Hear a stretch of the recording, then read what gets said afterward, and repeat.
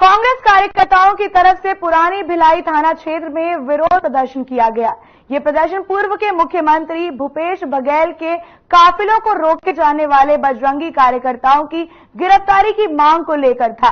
कांग्रेसी उग्र प्रदर्शन और थाना घेराव करने पहुंचे थे। थाना की और उग्रता के साथ आता देख पुलिस बल ने कांग्रेसियों पर लाठीचार्ज कर दिया। उन्होंने दौड़ा कर पीटा गया और बताया कि भिलाई विधायक देवेंद्र यादव को बलौड़ा बाजार हिंसा मामले में गिरफ्तार किए जाने के बाद शनिवार को प्रदेश व्यापी प्रदर्शन कांग्रेसियों के द्वारा किया गया था। इसी कड़ी में दुर्ग जिले में भी प्रोजेक्ट किया गया, जिसमें शामिल हो रहे पूर्व मुख्यमंत्री भूपेश बघेल जब अपने निवास से धरना स्थल के लिए पहुंचे थे। इसी दौरान सिरसा गेट चौक पर बजरंगियों ने भूपेश बघेल के काफिले को रोककर उनके सुरक्षा गार्ड से भी दुर्व्यवहार किया।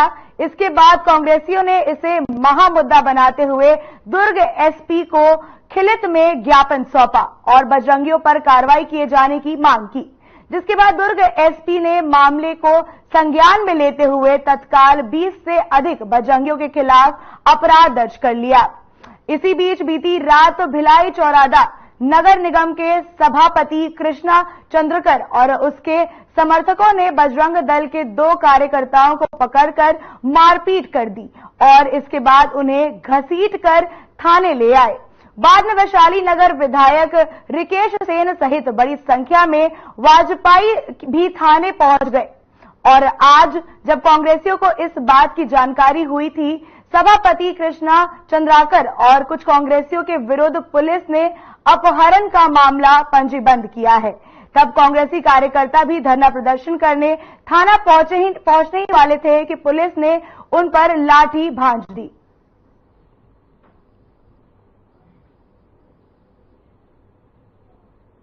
सर पूरा मामला क्या है सर? जैसा कि आप लोगों को पता है, 3 दिन पहले एक्स सीएम साहब का वीआईपी मूवमेंट में मतलब उनका धरना प्रदर्शन था दुर्ग में। उसमें वो अपने घर से निकले थे।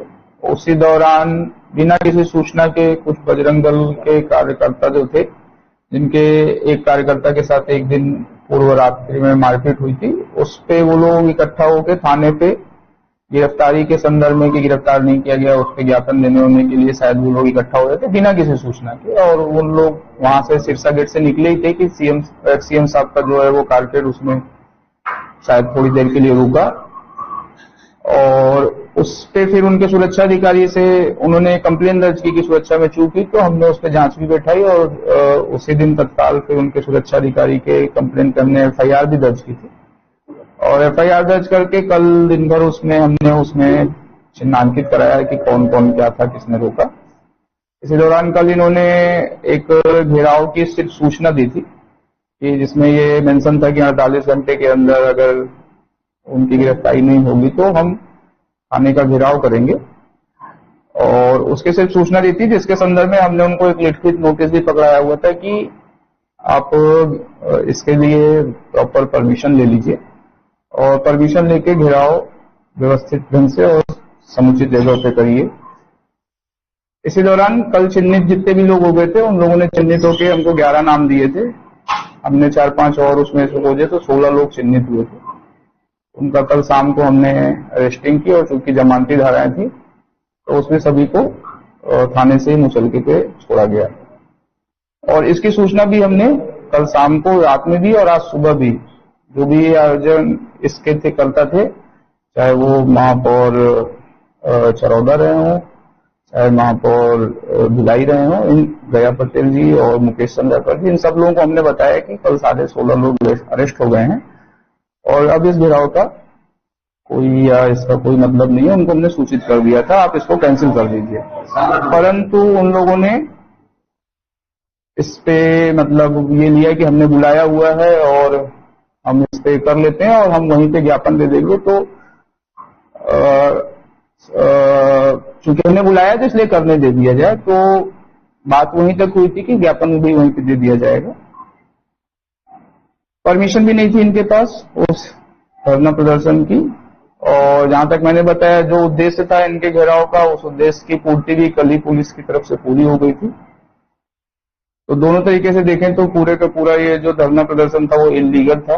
उसमें भी पुलिस ने इनको करने दिया और जहां बात हुई थी कि धरना प्रदर्शन स्थल पे ही आप अपना ज्ञापन दे देंगे, उसको तोड़ के शायद ये लोग अभी जो बैरिकेडिंग की गई थी उसको इन लोगों ने फिर तोड़ने का और निर्मल जी कैसा प्रदर्शन था, क्या था, क्या उद्देश्य था? देखिए, आप लोगों को विदित है और आप लोगों के समक्ष 24 तारीख को पूर्व मुख्यमंत्री जी ने अपनी बात भी रखी।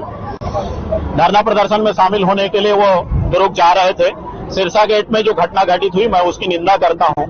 माननीय पुलिस अधीक्षक महोदय को हम लोगों ने, तमाम यहाँ के जितने लीडर हैं, हमारे जिले के समारे लीडर ने, हम लोगों ने ज्ञापन सौंपा और ज्ञापन सौंपने के बाद कहा कि इन लोगों के ऊपर जो है वो अपराध दर्ज होना चाहिए, क्योंकि जिस प्रकार से पूर्व मुख्यमंत्री के काफिलों को रोका जाता है, ये छत्तीसगढ़ के इतिहास में ये पहली बार हुआ है।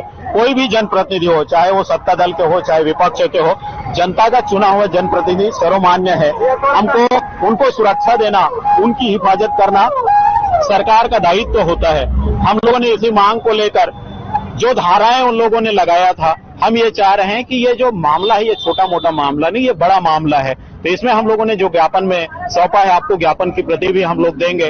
उन मामले को हम लोग चाह रहे हैं कि उसमें जोड़ा जाए। उसी मामले को लेकर हम लोग यहाँ पर शांतिपूर्ण धरना कर रहे थे।